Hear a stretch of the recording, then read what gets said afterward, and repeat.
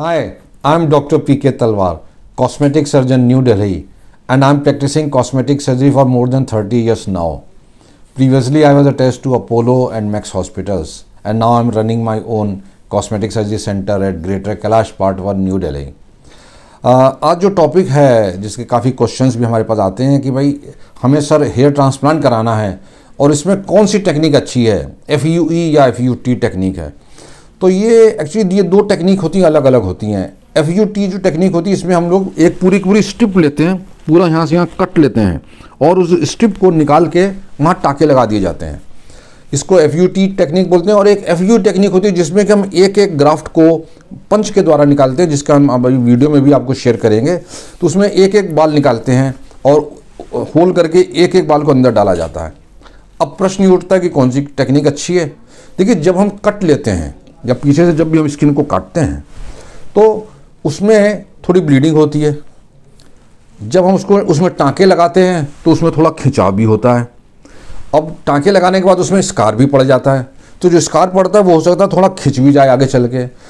और इसके कारण जब इतने सारे कट लगते हैं तो वहाँ पे थोड़ा कई बार नमनेस, खिंचाव, ये सब लंबे समय तक ये चीज़ें रहती हैं। तो एक परमानेंट स्कार पड़ता है। कई डॉक्टर ये कहते हैं कि FUT टेक्निक बेटर है, क्योंकि वो लोग जो हैं जो टेक्निक है क्लोज़र की उसमें स्कार नहीं पड़ता है। तो स्कार देखिए, को जहाँ पर भी आप कट लेंगे वहाँ स्कार ज़रूर पड़ेगा। FUE में भी स्कार पड़ता है, लेकिन वो माइक्रो स्कार होता है, मतलब 0.8 या 0.9 mm के अगर हम पंच से निकालेंगे बाल तो उसका स्कार ना के बराबर इसलिए पड़ता है क्योंकि वो दिखता नहीं नेकेड आइज को। लेकिन ये जो लंबा स्कार है ये नेकेड आइज को दिखता है। लेकिन ये कब दिखेगा? अगर आप कभी भी भविष्य में अपने बाल शेव करेंगे तो पूरी संभावना है कि आपको वो स्कार दिखाई देगा। अगर कोई कहता है कि वो जो उनकी टेक्निक में स्कार नहीं पड़ते हैं, तो हो सकता है कि कुछ केसेस में ना पड़ते हो, लेकिन 80% पेशेंट में मैं समझता हूँ कि वहाँ पे पक्का एक फाइन स्कार जरूर पड़ता है, अगर ज़्यादा गहरा नहीं पड़ता है।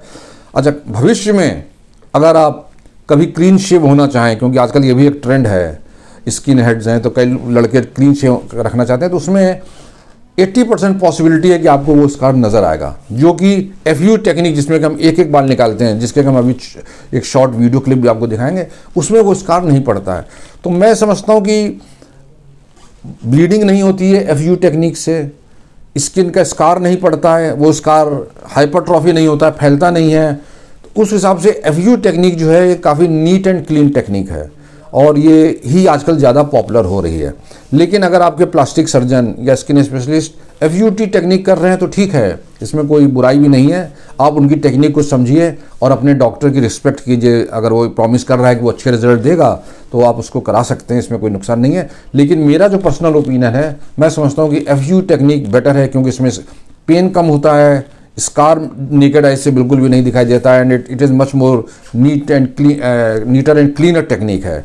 तो ये मेरा अपना ओपिनियन है और ये जो शॉर्ट क्लिप मैं आपको दिखा रहा हूँ FU टेक्निक का, उससे आपको खुद समझ में आ जाएगा कि इसमें स्कार जो है बिल्कुल ना के बराबर पड़ता है। इसके अलावा अगर आपको हेयर ट्रांसप्लांट के बारे में या FUE या FUT टेक्निक के बारे में कोई भी जानकारी चाहिए तो आप हमारी टीम से संपर्क करने में बिल्कुल भी संकोच मत कीजिएगा। हमें बड़ी खुशी होगी आपके प्रश्नों का उत्तर देने में।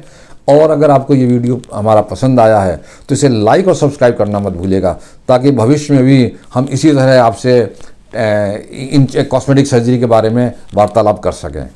Thank you very much.